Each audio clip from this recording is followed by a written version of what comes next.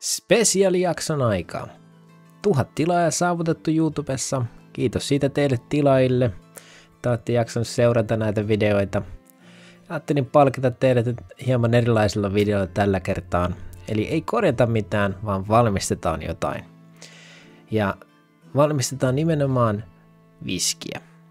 Ja viskihän valmistetaan singlemaltti eli ohrasta. Ja lähdetään katsomaan, miten tuo kaikki tapahtuu. Meidän tarinamme alkaa siitä, kun maanviljelijä on tuonut ohransa tislaamolle. Tislaamo on antanut ohralle vesikylvyn, jotta tuo itämisprosessi lähtee jyvissä käyntiin. Ja siitä, miten tuo jatkuu tuo tarina, se selviää seuraavaksi. Ensiksi ohra levitetään lattialle kuivumaan.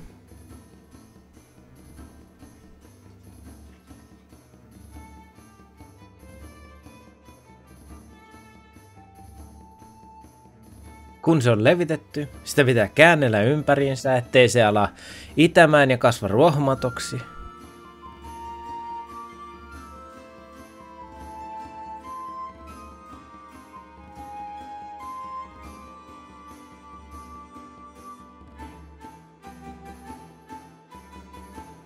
Kääntämistä tehdään myös koneellisesti. Näillä on eri tarkoitus. Tämä on tarkoitus ilmata myös sitä samalla. Ja tuo käsin tehtävä kääntö, sen tarkoitus raapii, ettei se jää se pohjalla oleva ohra itämään sinne ja alkamaan kasvamaan. Tältä näyttää ohran jyvä, kun siinä on se itämisprosessi alkanut. Tuo itämisprosessin tarkoituksena on saada ohra tuottamaan sokeria mahdollisimman paljon. Kun se on kuivunut tarpeeksi, se lapioidaan takas lattialta, jotta se voidaan viedä uuniin loppukuivausta varten.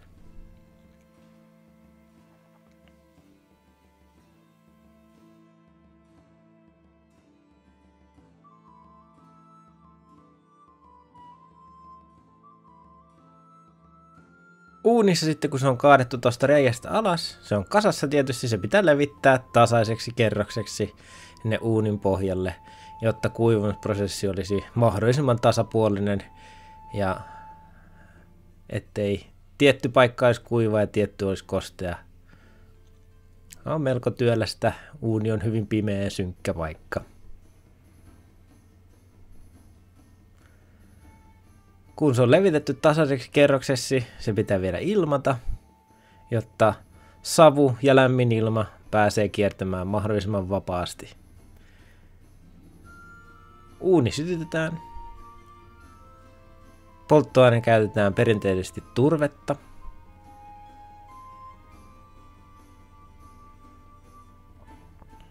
Turvetta on kahdenlaista. Kuivaa turvetta, jolla saadaan ensiksi tuli palamaan. Se on oiva polttoaine sitä varten. Sekä sitten seuraavaksi, kun tuli on tarpeeksi hyvin syttynyt, lisätään märkä turve, joka saa aikaiseksi paksun savun. Ja tuo paksu savu on se, mikä tuo savun makua viskiin.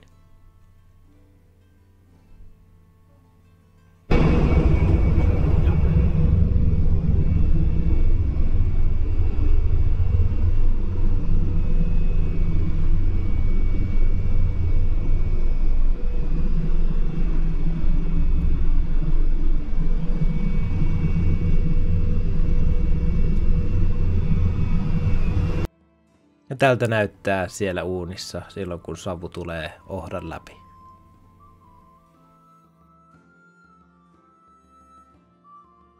Sen jälkeen ohra pitää myllätä, eli se jauhetaan jauhoksi sekä sitten kaikki muu kuori sun muut säilytetään myös siinä mukana. Ja näin me saadaan sitten ohra valmiiksi mäskiä varten. Mäski tehdään tuommoisissa sammioissa, jossa on tuommoiset kääntyvät propellit, jotka sitten kääntää sitä, ja ettei se jää kaikki pohjalle makaamaan. Sen jälkeen lisätään vesi ja ohra, eli ohra on sekoitettu tuohon veden sekaan, eli se jauhettu ohra. Tässä käytännössä tehdään niin kuin iso vatipuuroa. Ja tuo on melko lämmintä, noin 60 asteesta toi vesi.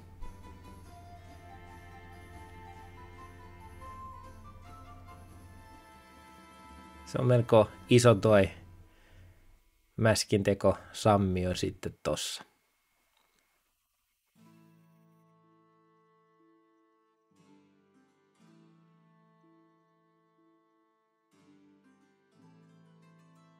Ja tuossa nähdään ne propellit sitten toiminnassa, eli se pyörii ympäri tuossa ja sekoittaa koko ajan.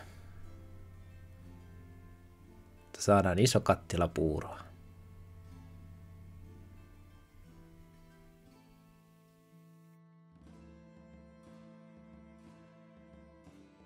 Tämän jälkeen valmistetaan käymissammiot, eli tonne laitetaan sitten se mäski, mikä ollaan tehty, ja siihen lisätään hiiva. Tuolta se näyttää, kun hiiva on aktivoituna, eli se on käynnissä. Ja sitten saadaan lopuksi tämmöistä oluen tyylistä nestettä. Tislausprosessiin siirrytään seuraavaksi, eli tuo käymissammiosta siirtyvä neste siirretään pannuihin. Ensiksi se menee tuohon washtilliin, eli se käymisolut menee sinne, eli tuonne vasempaa isompaa kattilaan menee sisälle. Ja sitten sen jälkeen siirrytään tuonne oikean puolimmaiseen.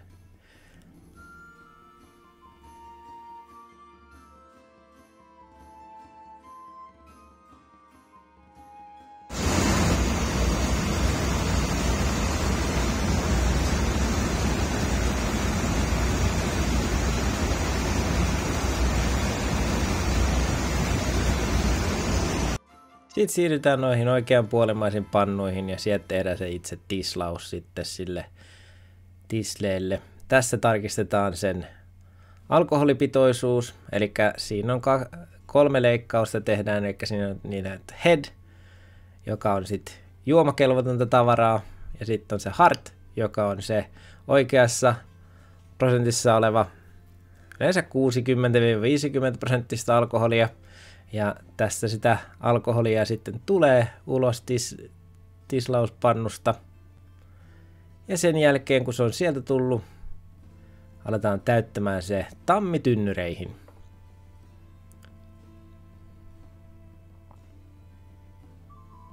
Ja nuo tynnyrit pitää aina tuo korkki saada ylöspäin.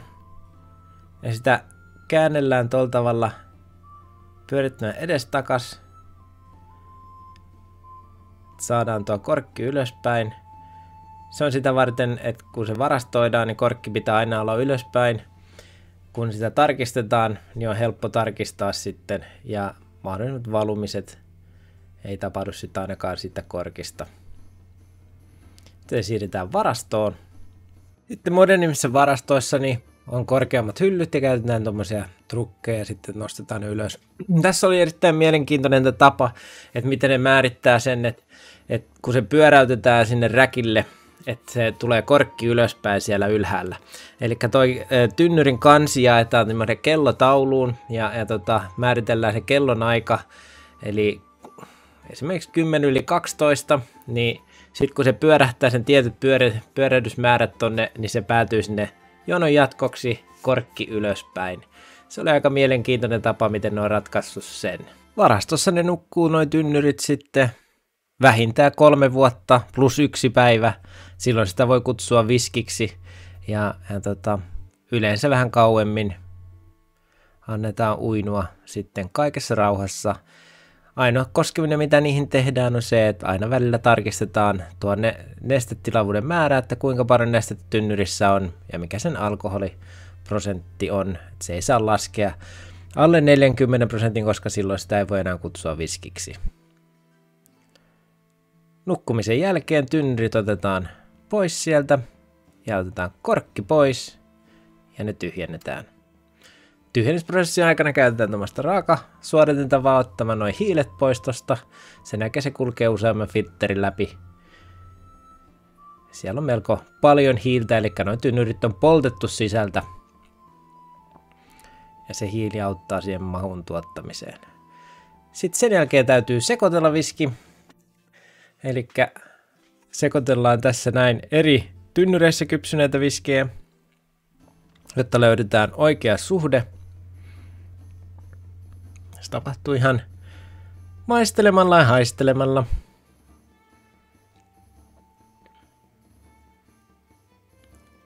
Sitten kun voittava kombinaatio on löytynyt, sen jälkeen pitää laskea se suhde sitten, että paljon pitää sekoitella. Suhde on laskettu. Sitten kaadetaan lopullinen seos oikeaan määrään, eli Euroopassa 70 senttilitraa ja Amerikassa mun mielestä 75 senttilitraa.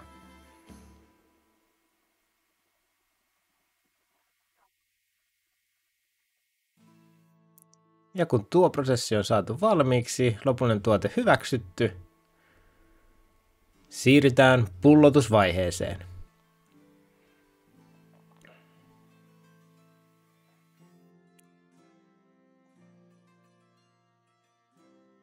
Etiketti kylkeen, korkki kiinni.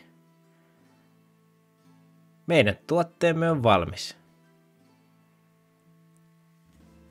Näin.